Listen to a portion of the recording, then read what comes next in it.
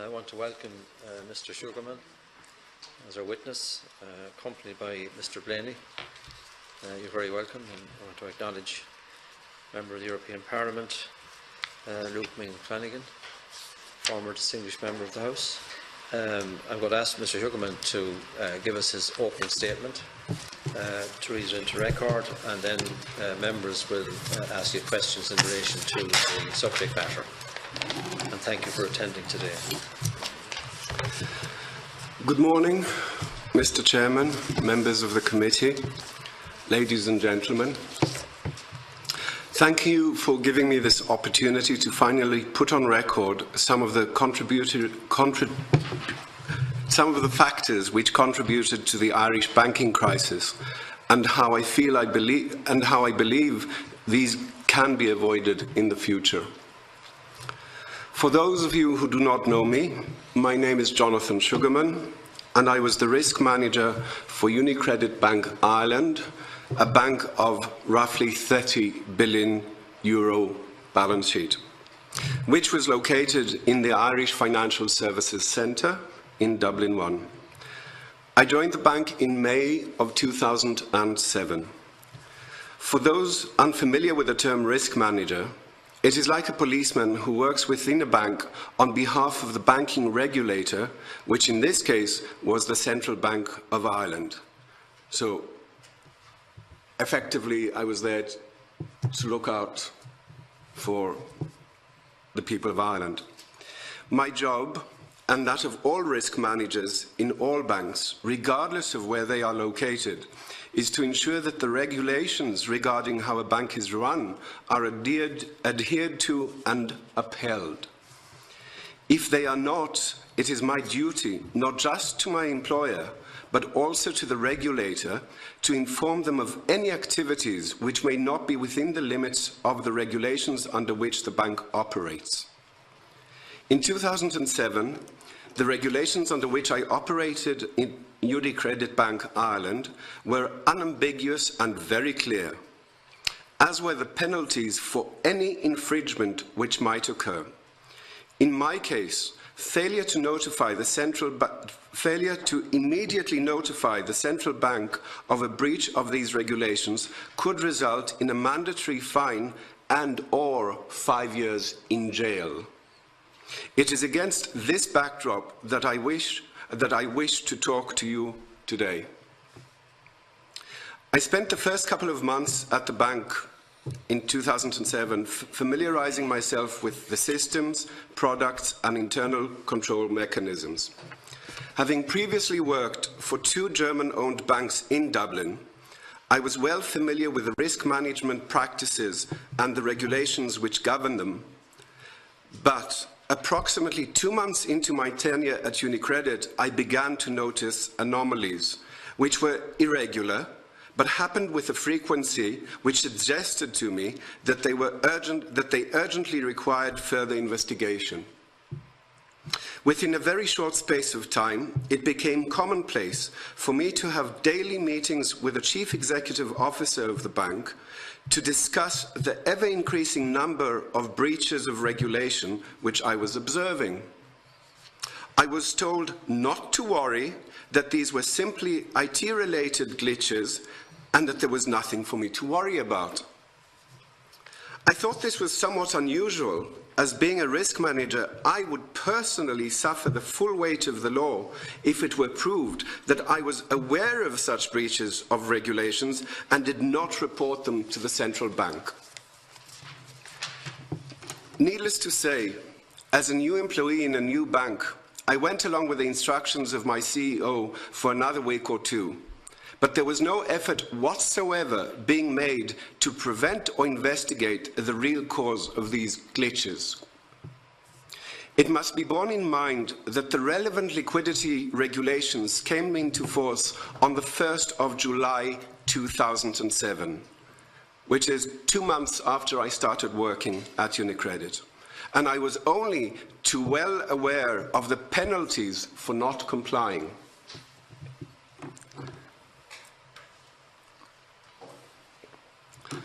I now refer you to item 6, which I've provided you with, the requirements for the management of liquidity risk, as were issued by the financial regulator, as he was called then, in 2006, to be enforced in 2007.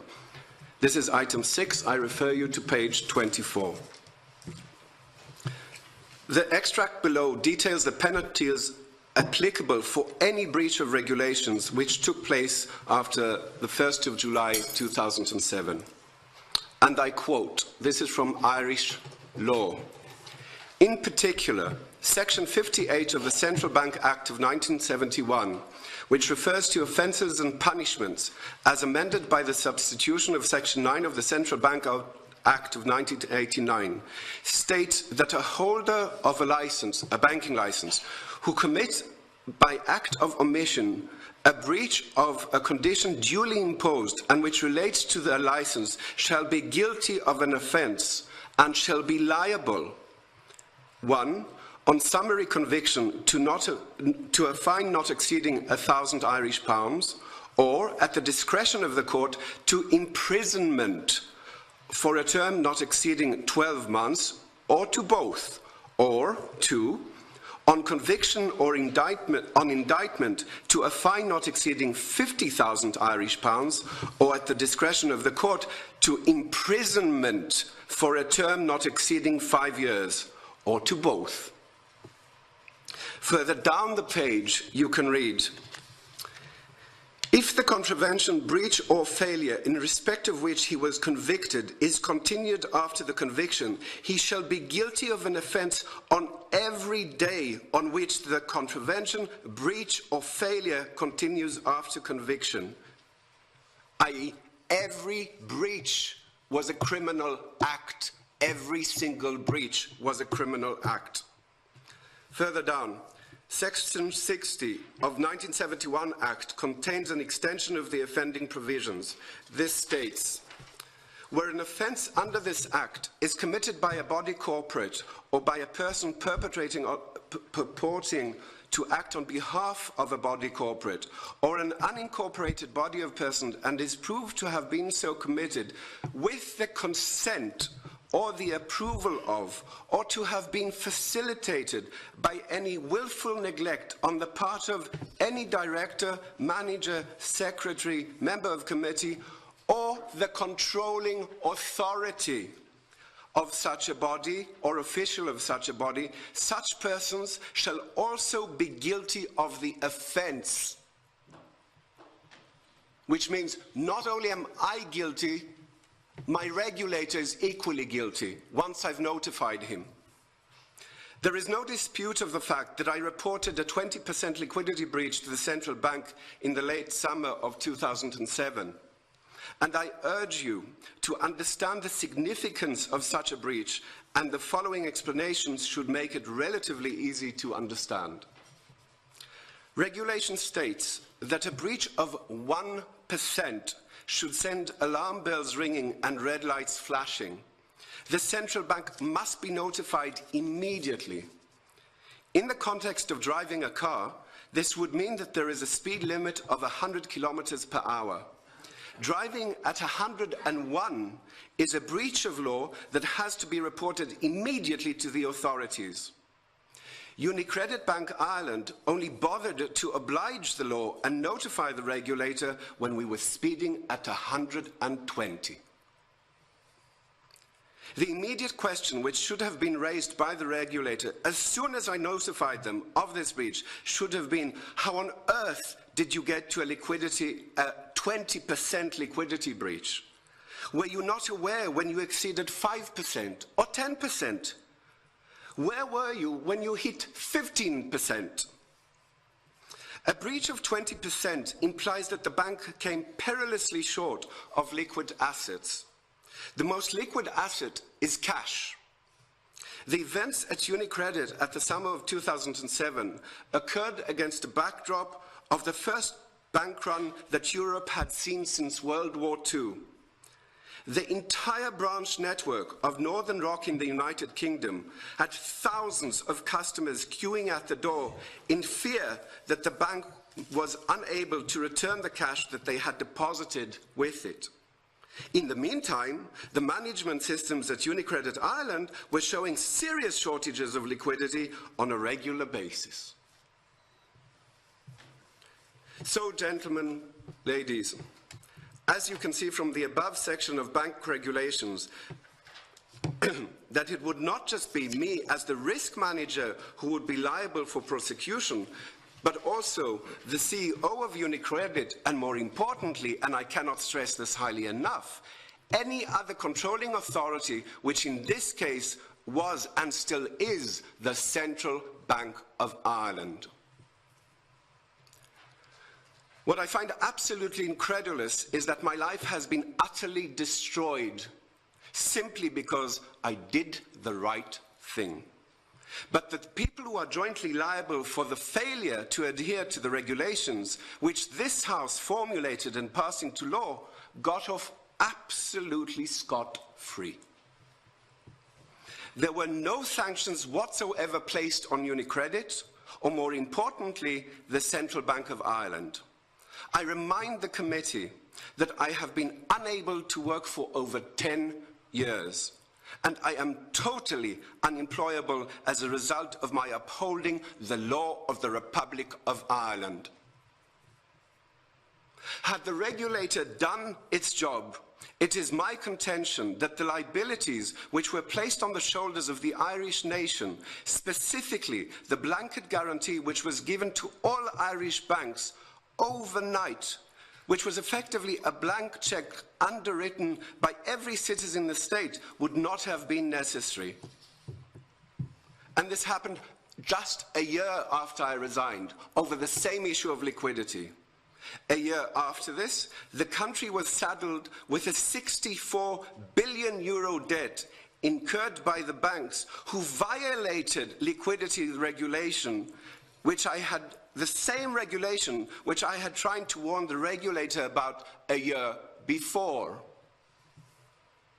At the very heart of this matter is the fact that neither parent company in Italy nor the Italian Central Bank knew anything about this breach of regulation until 2010, that is 3 years later, as can be observed in the video clip provided to you in item 14, in which Mario Draghi, President of the European Central Bank, recently states this unequivocally. The Central Bank of Ireland should have notified both of them immediately. And here we are 10 years later, and Mr. Draghi says, I've never heard of this. Said so directly to MEP Flanagan, sitting right here today. The question now must be asked, how is it that the Central Bank was remiss in carrying out its statutory function and nobody has ever been officially sanctioned because of it? My life was destroyed, but the life of those who work and worked in the Central Bank were not. You, the committee, must ask why, and only you can ask why and get the answers.